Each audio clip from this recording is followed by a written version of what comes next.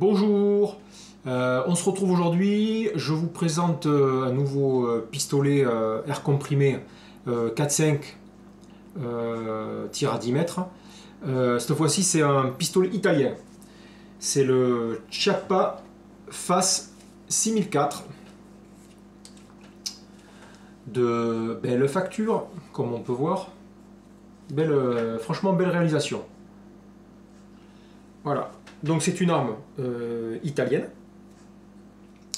qui est en fait le descendant du Chiappa Domino, Domino étant une ancienne appellation.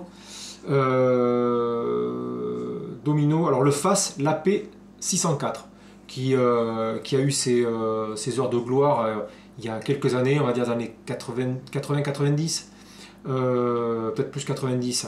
Donc sur ces heures de gloire, donc sur des podiums, qui est monté plusieurs fois sur des podiums, et ça en est le descendant. Voilà. C'est pas une évolution, mais c'est une arme, la P604 qui a été arrêtée, et on va dire qu'ils ont refait celle-ci, peut-être plus grand public. Ils l'ont remis au goût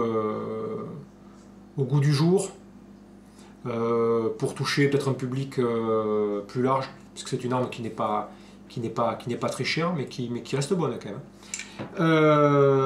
Donc celle-ci, moi je l'ai achetée chez Lavo. Voilà, Armurerie Lavo, qui m'a, entre parenthèses, je fais vite, qui m'a un peu déçu, parce que l'arme initialement est livrée en mallette. Voilà, mallette avec un autocollant Chiappa dessus. À savoir que la mallette, normalement, est une mallette avec un sérigraphié FAS en rouge. Les informations, je les ai eues sur le net, je me suis renseigné. C'est pas le cas. J'ai quelques petits détails qui font que je sais pas si elle a été utilisée ou pas auparavant, avant d'être vendue. Ici, j'ai des petits pocs à l'intérieur. La peinture a disparu. J'ai un petit pet. Elle n'était pas réglée. À 5 mètres, j'ai fait un test au départ. Quand je l'ai reçu à 5 mètres, j'étais à plus de 3 cm. 5 mètres. J'étais à plus de 3 cm du centre de la cible. Donc, pas réglé. À 10 mètres, j'étais à 6, je sortais de la cible. J'étais en dehors. Je trouve que ça fait un peu beaucoup quand même. Donc, elle n'était pas réglée. Ensuite, elle est livrée aussi dans la mallette avec son manuel, qui est une photocopie, alors que normalement c'est un manuel cartonné couleur. Monsieur Lavo, que se passe-t-il? L'arme, il y a un autocollant aussi, un autre, magnifique. Voilà, si vous voulez le coller au cul de votre Fiat, vous pouvez.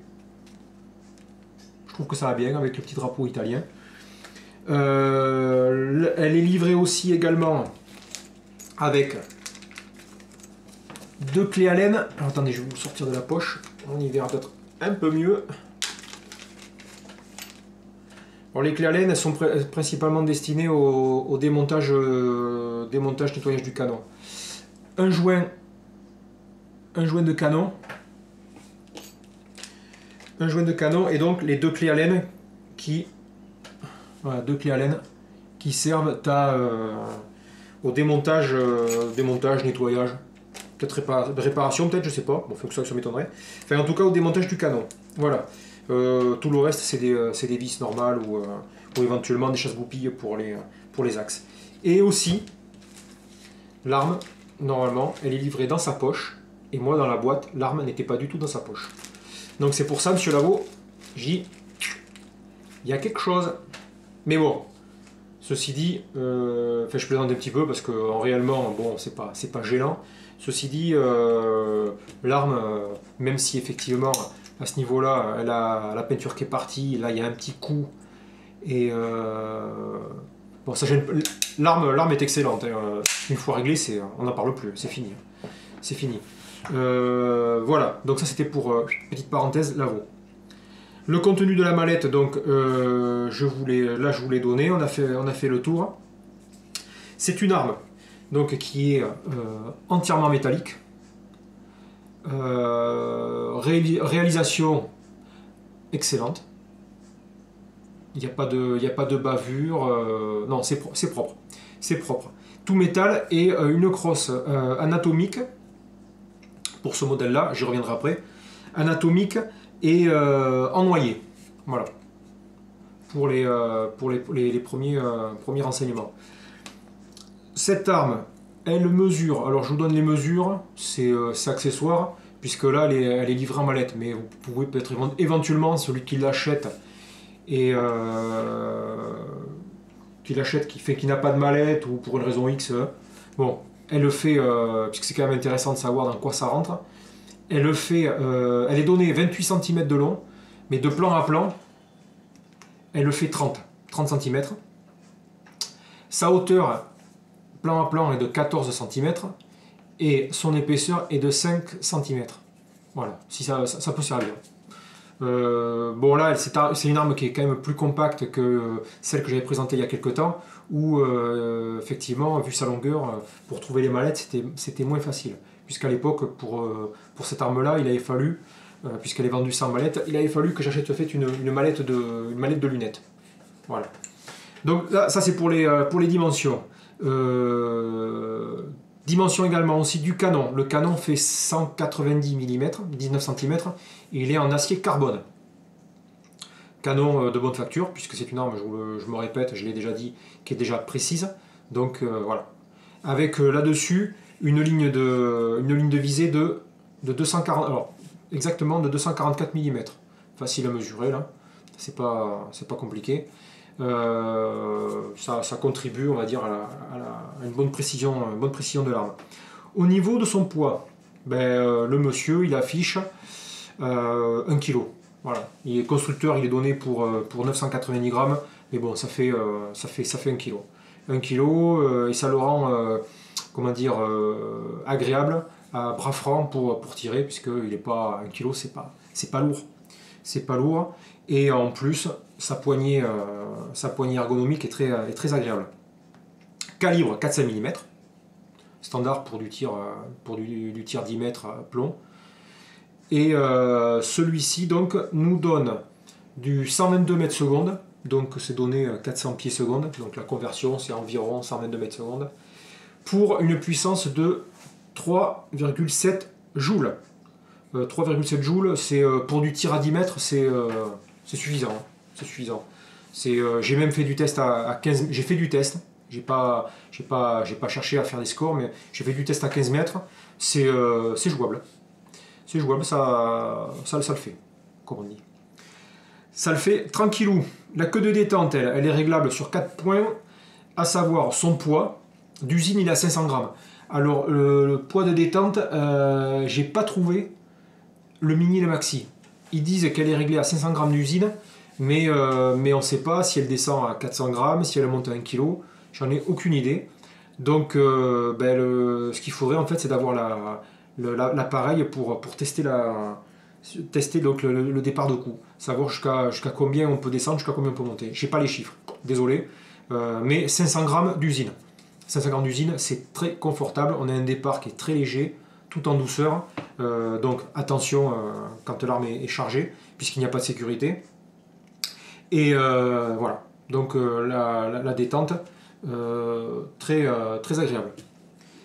Donc je vous ai dit départ, 500 grammes en usine.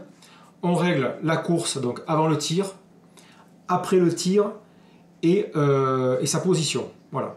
On a donc une détente qui est réglable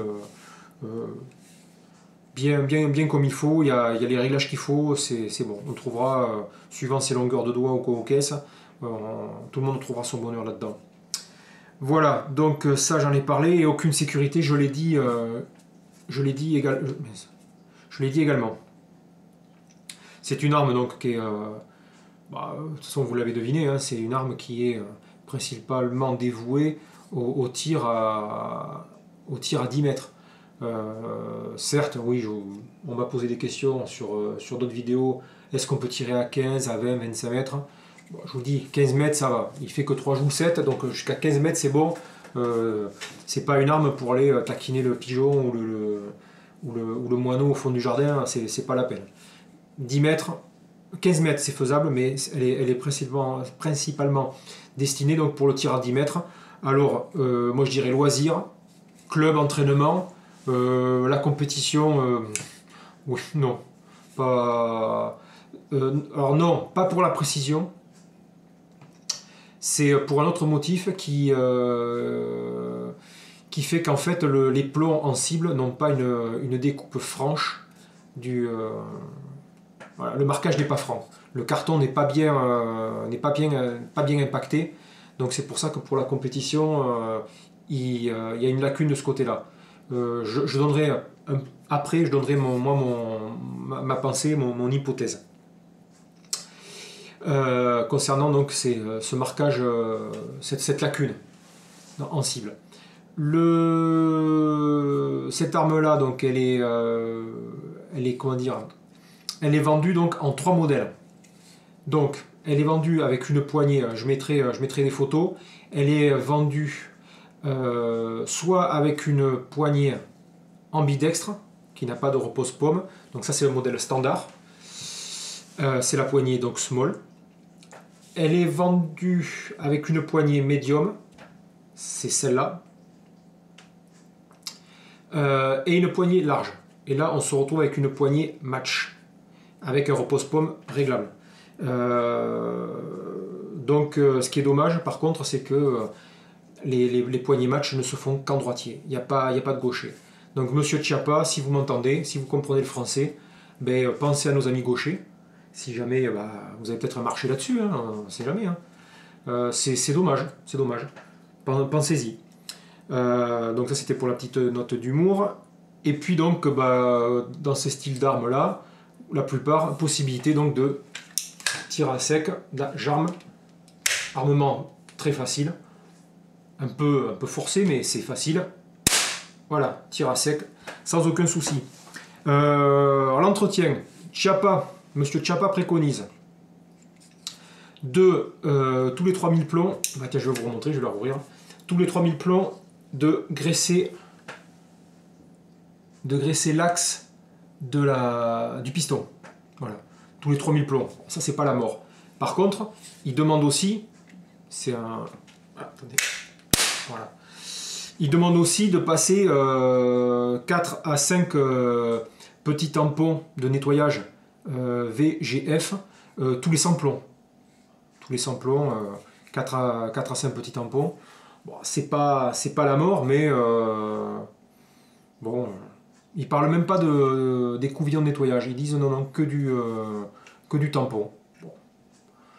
Tous les 100 plombs, ça fait pas beaucoup, 100 plombs. Bon.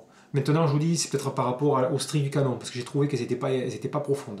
Est-ce que c'est pour éviter une usure prématurée quand à la longue le canon se plombe? Parce que c'est vrai qu'on dit que dans le nettoyage, passer de temps en temps du déplombant. Est-ce que c'est peut-être dû à ça? Je ne sais pas. Ça peut être une raison. Donc voilà, 4 à 5 tampons. Moi je l'ai fait une fois, là, puisque là j'en ai tiré même plus de 100, donc je suis pas raisonnable. Je l'ai fait là. Bon, ça a bien nettoyé, mais c'est pas flagrant. Hein, j'ai pas enlevé grand chose. Ce qui préconise aussi sur les 4 à 5 tampons, c'est le premier tampon ou les 2 premiers, c'est mettre un peu d'huile dessus. Il ne donne pas la nature de l'huile, mais une huile d'entretien. 2 premiers petits tampons, un peu d'huile, on les passe, hein, on les met comme un plomb, on tire comme un plomb. Pardon. Et puis après, les 3 suivants, c'est pour le nettoyage. C'est évacuer le trop plein. Oh là, j'ai un chat. Évacuer le trop plein d'huile dans le canon. Voilà, donc pour la présentation, j'ai fait le tour. Et je vais attaquer maintenant donc, les côtés positifs et négatifs. Sachant qu'à la base, je vous dis, j'ai tiré pas mal de plomb déjà avec. C'est pour ça que je fais la vidéo que maintenant, parce que j'ai reçu à peu près une quinzaine de jours. Et donc j'ai eu le temps de me faire une bonne idée. Et la bonne idée, elle est bonne, c'est que c'est une bonne arme. C'est vraiment une bonne arme, très précise. Alors, comme on est là-dessus, donc sur les plus, elle est précise, elle est constante au niveau des impacts. L'avantage, donc pas de cartouche CO2, pas de cartouche de 200 bars avec système de remplissage, donc pistolet entièrement autonome. Son rapport qualité-prix qui est bon, 450 € l'arme, c'est pas mal. moi je pense que c'est pas mal. Franchement, c'est un bon pistolet. Au début, je suis allé presque un peu les yeux fermés parce que j'avais flashé sur l'arme. Mais en définitive, c'est un très très bon pistolet que je vais garder. Et puis je pense qu'il me suivra. Ou peut-être que ma fille en grandissant, parce qu'elle s'intéresse au tir. Elle a que 9 ans, mais elle s'intéresse au tir. Donc peut-être qu'en grandissant, mais ma foi, bon, faudra qu'elle grandisse un peu de la main, mais pourquoi pas. Si, moi je le garderai sans problème. Et si elle veut, elle pourra l'utiliser. Mais je vous dis, il faut qu'elle grandisse un petit peu, il y a le temps. Et puis donc son système pneumatique, donc style PCA, qui ne génère pas de vibration ni de recul. Donc on a comment dire, une aisance sensible, on a un confort qui fait qu'on arrive à avoir des tirs précis, constants. Ça ne gêne pas comparativement à la vidéo que j'avais faite par exemple sur le Vairor HW45 Blackstar, où lui c'est un piston ressort. Là vous avez du recul et vous avez de la vibration. C'est pas du tout la même musique, c'est pas du tout le même registre. Là on est dans quelque chose de beaucoup plus, on va dire plus sérieux et plus orienté précision, pas compétition, mais voilà, on est plus vers le côté club. On est moins vers le plinking, comme on dit, mais plus vraiment sur le cible et la précision. Et puis là, ce qui m'a agréablement surpris, c'est la poignée. La poignée est excellente. Elle est donc ergonomique, noyée, elle est agréable au toucher. Elle est, comment dire, elle est travaillée, donc antidérapante. Je pense que vous allez le voir là, mais je vous mettrai des photos, donc vous verrez très bien à quoi ça ressemble. C'est le bois qui est piqué, donc bon, comme toutes les crosses sport, je dirais, compétition. Et puis également son poids, voilà, 1 kg, 1 kg quand on tire à bras franc, c'est beaucoup plus agréable qu'une arme qui fait 1,3 kg, par exemple. Maintenant, l'arme 1,3 kg, moi, elle me dérange pas du tout. Ça me dérange pas. Dans les moins. Alors, les moins. Qu'est-ce que j'ai relevé dans les moins?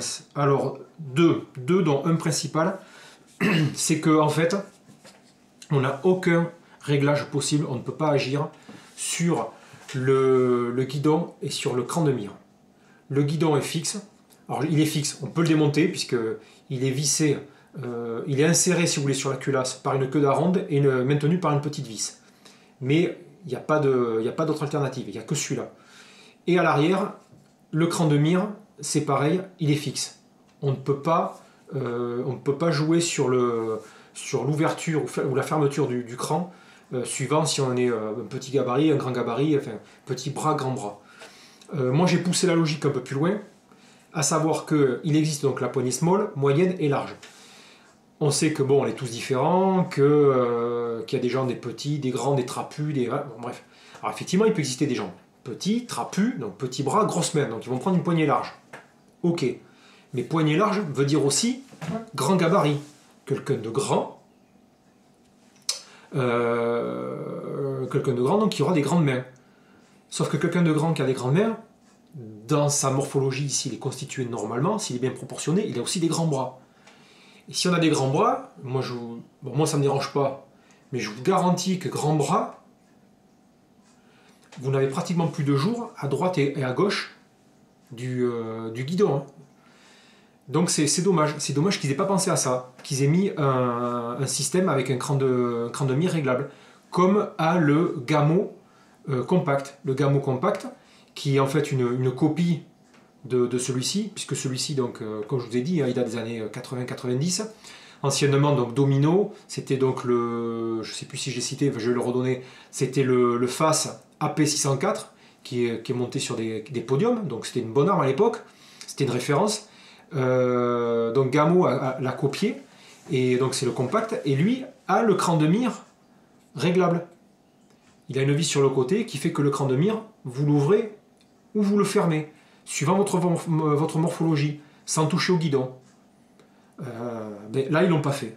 Alors pourquoi? C'est un peu dommage. Ou éventuellement un système, un peu comme sur le Baikal, le MP46M, ou avec un cran de mire, une planchette soit réversible pour avoir deux crans différents, voire 4 si on en a 2.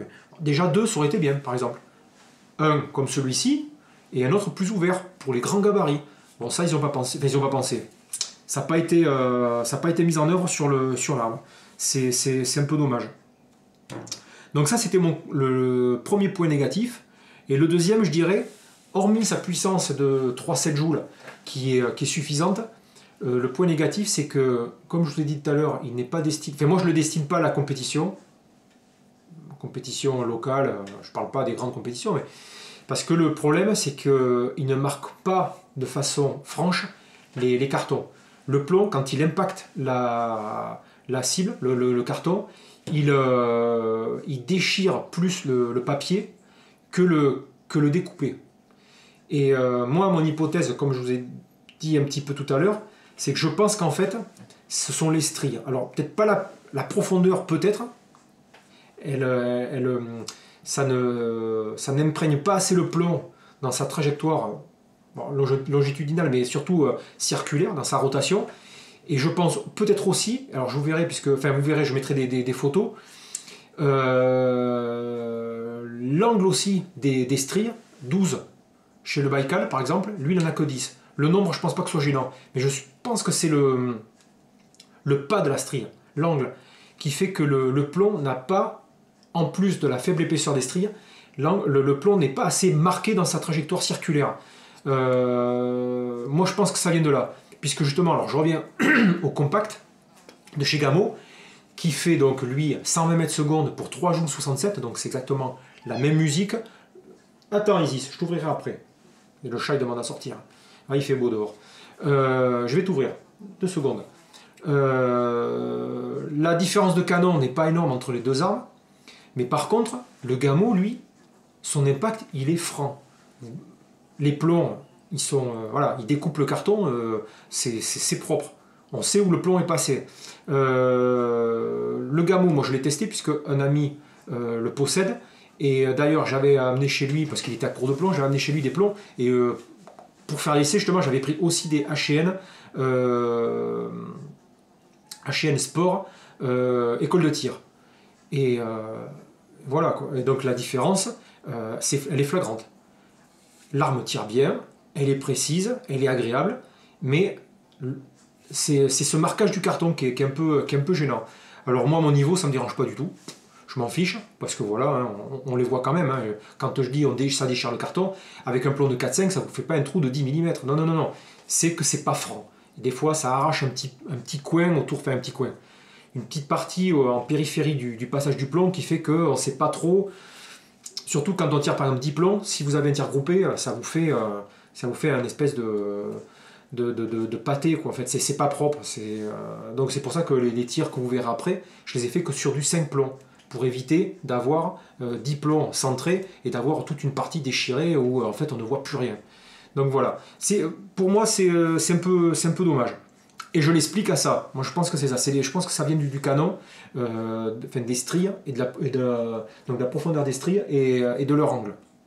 Après, est-ce que c'est une histoire de plomb plus lourd, plus léger, plus gros, donc parce qu'on a des plombs en 4,49, en 4,50, en 4,51. Voilà, je sais pas. J'en ai aucune idée. Je l'ai pas testé. Moi je pense pas. Je pense que ça vient du canon. À l'occasion, je ferai le test. J'ai d'autres plombs. Je ferai le test. On verra. Donc si vous avez une hypothèse là-dessus, pourquoi il déchire le carton plutôt que de bien marquer, ben, vous pouvez me laisser un commentaire en dessous de la vidéo. Mais je pense que les stries et la profondeur, donc l'angle des stries et la profondeur, je pense qu'on n'est pas loin de l'explication. On ne doit pas être loin de la vérité. Au final, puisque là je vais avoir terminé, là, au final, c'est un bon pistolet. 450 €, oui c'est ça, ouais, 450 €. 449,95 chez Lavo exactement. Il les vaut, mais largement. Il est bonne finition, une super crosse anatomique, hyper agréable, bonne tenue de main. Alors par rapport à mon gabarit, moi le jour, au niveau du cran de mire et du guidon, on ne me pose pas de problème. J'ai extrapolé en fait les possibilités qu'il pouvait y avoir sur l'arme. Donc effectivement, un petit gabarit ça va aller, gabarit moyen ça va aller, un grand gabarit, grand bras, il sera embêté. hormis ça, je vous dis, c'est une bonne arme. Bon pistolet, précise, enfin, une arme précise, bon, pistolet précis, une arme précise, constante, légère, 1 kg, c'est raisonnable, et idéal pour l'initiation et l'entraînement. Je vous dis compétition, non, non, non, non, non, oubliez pour la compétition. Voilà. Pour la petite histoire, j'avais hésité quand je l'ai acheté, mais j'avais hésité mais il y a quelques temps déjà, pas maintenant. Mais j'avais hésité justement avec le Gamo, le compact. Alors par contre, le compact lui est tout plastique, crosse bois, mais il est tout polymère. C'est pas que ça m'avait pas plu parce que en définitive le polymère ça reste quand même une matière solide. Mais non, je voulais pas de polymère. Ah, par contre, il est léger. Je vous dis, pour l'avoir testé, effectivement, à bout de bras, vous avez une plume en main. Hein. Ça, de ce côté-là, il n'y a rien à dire. Mais je préférais le côté métallique. Bon, voilà. Et le connaissant, le compact, ben, j'ai dit, ben, je vais tester le Chiappa. Moi, je ne me suis pas trompé, hein, il est bien. Franchement, il est bien. Donc, j'avais hésité avec le compact. Et le compact, l'avantage qu'il a, alors il en a deux, le Gamo, c'est que déjà d'une part, du fait qu'ils sont en plastique, je pense, bah, il est 2 fois moins cher, puisqu'on le trouve aux alentours de 235, 240 euros, contre celui-ci 450, je répète. Donc pratiquement, voilà, deux fois moins cher. Et alors lui, par contre, sur le côté gauche de sa hausse, il a une petite vis qui justement permet ce réglage. Pour l'anecdote, quand je me suis renseigné, à l'époque, il y avait un Américain qui avait ou qui l'a toujours d'ailleurs, qui avait le compact Gamo depuis 10 ans. Il a mis 10 ans à s'apercevoir que la vis qu'il avait du côté gauche là, servait justement à régler l'écart du cran de mire. Puisque le réglage du cran de mire en hauteur sur le compact, elle est à droite. Là, elle est à gauche sur le Chiappa, et à gauche sur le compact, c'est cette fameuse petite vis qui est toute petite en fait, qui est insérée dans le système. Il faut y aller avec un petit tournevis plat et fin, et donc il faut le rentrer un petit peu. C'est pas une vis qui ressort en fait, elle dépasse pas, et ça vous permet donc de régler donc le cran de mire, puisque le cran de mire, il fait un effet rideau en fait. Vous voyez, et quand vous dévissez, vous l'écartez. Le système est tout bête. Moi je pense qu'ils auraient pu le mettre dessus. Quitte à payer, je sais pas moi, 10-20 euros de plus concernant le système, hein, parce que tout se monnaie. S'il avait été 10-20 euros de plus pour ce système-là, moi j'aurais dit très bien, impeccable, très bien, moi j'aurais signé de suite. Il n'y est pas, moi ça me dérange pas. Ça peut déranger des grands gabarits. Voilà, donc j'ai fait le tour. Et puis je reviens donc sur le compact, puisque là je vois, là j'ai mes petites notes.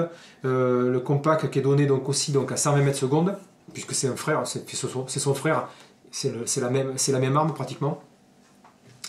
Il est donné donc à 120 mètres secondes au chronie 105, réellement 105. Après ça peut fluctuer hein, suivant le plomb utilisé. 105 et 3 joules 67.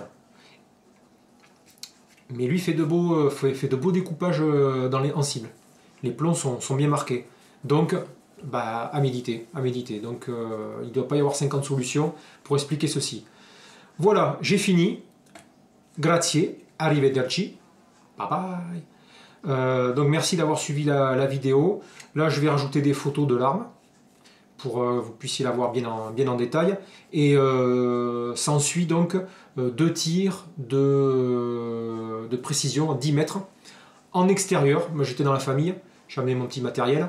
Donc j'étais en extérieur, 10 mètres, donc sur appui, hein, pour juger de la précision de l'arme. Là j'étais sur un sac Caldwell, sac de sable. Donc 10 mètres en extérieur, il y avait un léger vent, ça n'a pas gêné. Comme quoi, ça n'a pas gêné. Et par contre, ouais, sur les 2 vidéos, vous verrez, il y en a une où vous avez un léger contre-jour. Bon, j'avais le soleil, j'ai pas fait attention. Mais vous pouvez la regarder sans aucun souci, ça ne gêne pas. Voilà, j'en ai fini. Donc merci d'avoir suivi la présentation du Chiappa, du FAS 6004. Et puis je vous dis à bientôt. Je vous présenterai une autre arme, enfin une autre, j'en ai 2. Donc on verra, je me tâte. Vous verrez ça quand ça sera sur YouTube, sur la toile. Allez, à bientôt, et puis bon tir.